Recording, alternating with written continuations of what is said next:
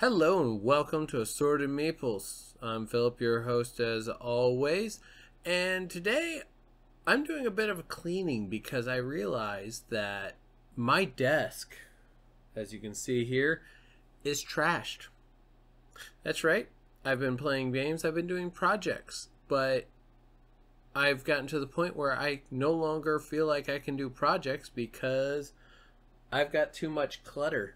And part of that is just doing projects and things like that.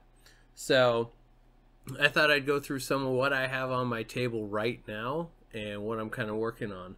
The first thing is actually a print and play game that's going to be coming out to Kickstarter here soon, with the tentative date of May 27th. I've got that all printed out nice and pretty, and that will be coming up.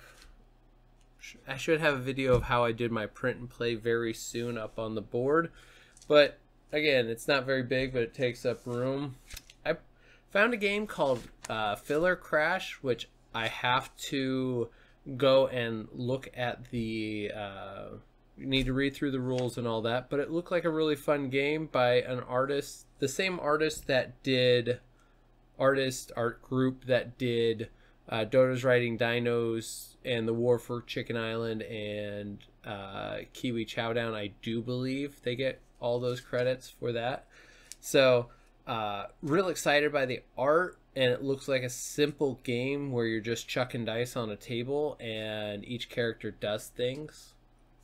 I have my stash of extra meeples from game design because we needed to keep track of points for sword and shields, and that worked the quickest. Next I have Spirit of the Wild. This is on the table because me and my wife played it. We played 2 games. She destroyed me in those 2 games and it felt terrible, but she won in the last little bits of it and it just felt bad. Second one is Sagrada, and that's again on our 10x10 challenge, and we got a good play. But Heather, honestly, any pattern building game or puzzle solving game, Heather's just better than me at it. Then as you can see right here, hopefully you can see, I'll pull it into the frame here. I have Marvel United. Holy cow, this box, every time I pick it up, is stupid heavy. And then the promo box, this is not much lighter because between the two, so the regular box, I have all the cards and the rule books and all that for each hero. And in this one, I have the cardboard locations, the village dashboards, and the minis, which... Actually, I feel kind of bad because they just got all threw in there because what I wanted to do originally. So I have these tiny little magnets. Like, this is 300 magnets. They're too small. They don't hold enough weight. I was just going to glue them to the bottom or get them on there somehow so that I could stick a metal sheet onto each side of the box and then close it up nicely. But they're too small. They didn't hold the weight. And I tested it with the Hulk first, which was at the time the heaviest mini I had out, and it wasn't working. So I just kind of moved on from there. And then these are just the regular cardstock locations. And then I got to figure out what I'm doing with this monstrosity. While I really enjoy it, I don't know how much I'm going to play with the gauntlet, and I got to figure out what I'm doing with it. Because this thing is monster, and I just, you know, sometimes you just only have so much space. So Marvel United's been sitting on my box because I did go through and make these card dividers. These are really sweet. I made them actually double-sided, so that way I can see it from either side of the box. That will be a video coming out as well, or might already be out when you get this one. So yeah, I really enjoy doing crafting things, and I really enjoy improving my games as much as I can and consolidating them down as best I can. I also have this is an insert and rules and coins for Red Dragon Inn that I need to make disappear at some point because I made the boxes disappear. That was another project I'm working on. Again, I get very craftsy and then I don't finish cleanup and it gets way behind some days. My journal and another notebook that I need to get started into. I'm not going to tell you anything that's in that book. No, there's not premeditated murder if you're ever curious. That will just happen. I got a Game of Thrones, the second edition, because I'm a huge fan of the books, not the show. And the reason I bought this is because, one, I have a whole copy of this in shrink upstairs on my shelf. But what this came with was the 2 expansions, the A Feast for Crows and Dance for Dragons. So I don't have to buy anything else. And this is like played once and then put on the shelf and forgotten about.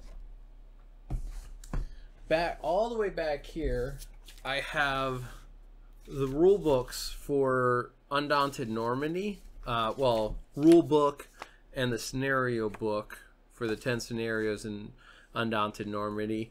I bought the entire, so I found North Africa and Normandy on a really good sale, and I bit the bullet and bought the reinforcement packs, or the reinforcement that added in a full solo mode and extra bits for both games.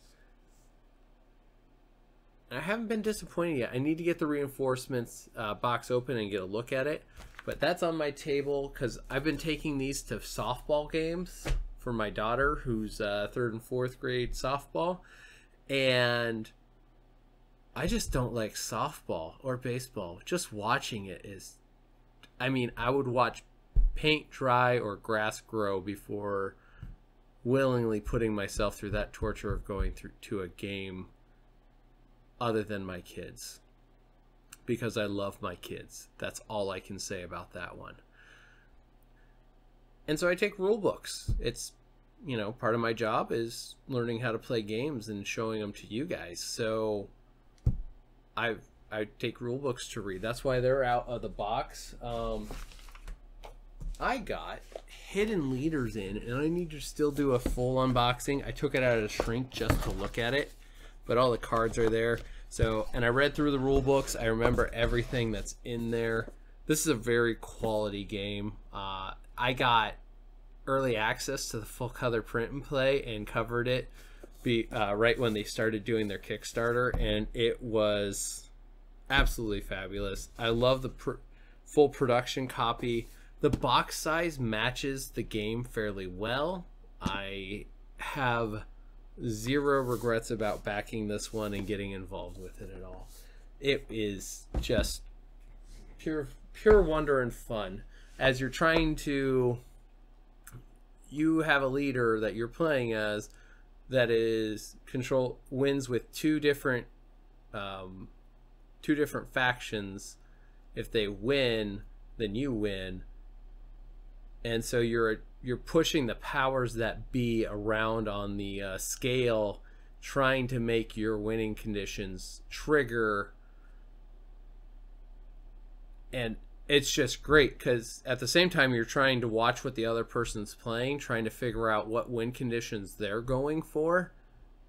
And it's a really great push and pull game. I have the dwarves, Michael Palm and Lucas Zach, Duel. So this is the exclusive 2-player of it. I had actually never heard of Dwarves or Dwarves the Duel until there was a garage sale that had it for really good price, and we went ahead and picked it up. So I look forward to trying that. Mob, Big Apple.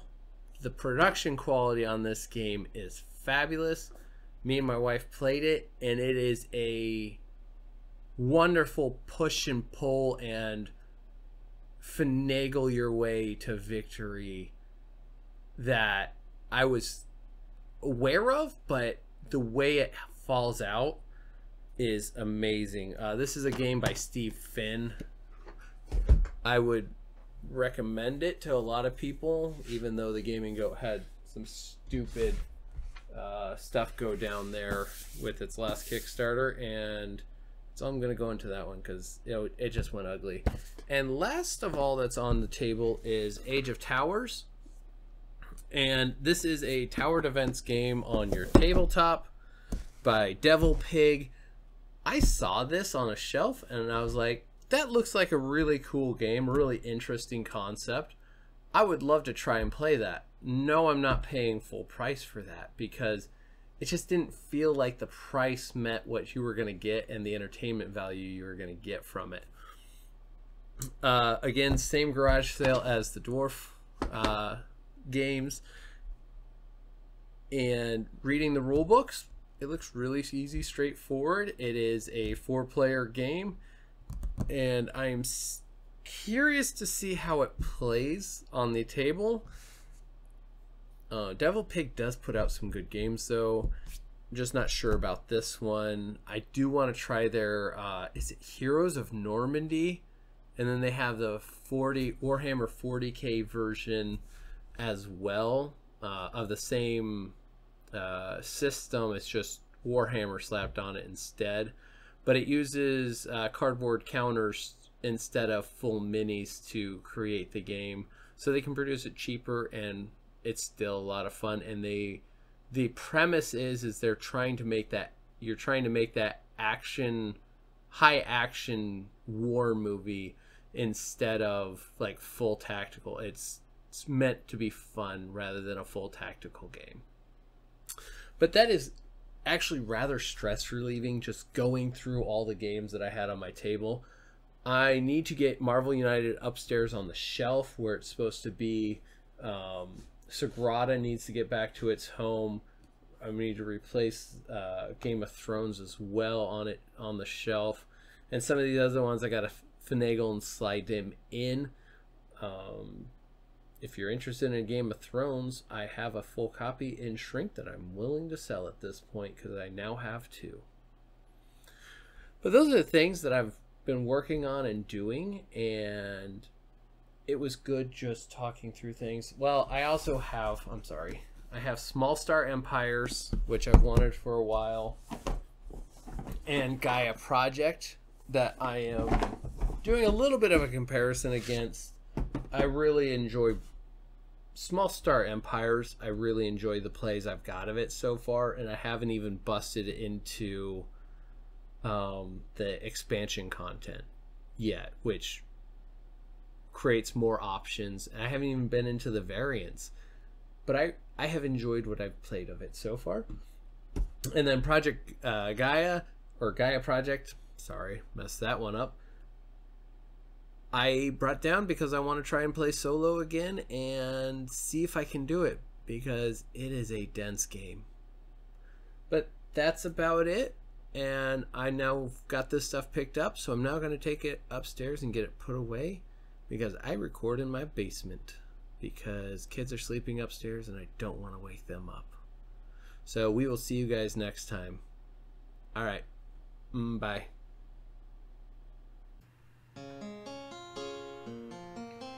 If you like what you just saw, please support us by hitting that like button and subscribing to our channel for more great gaming content.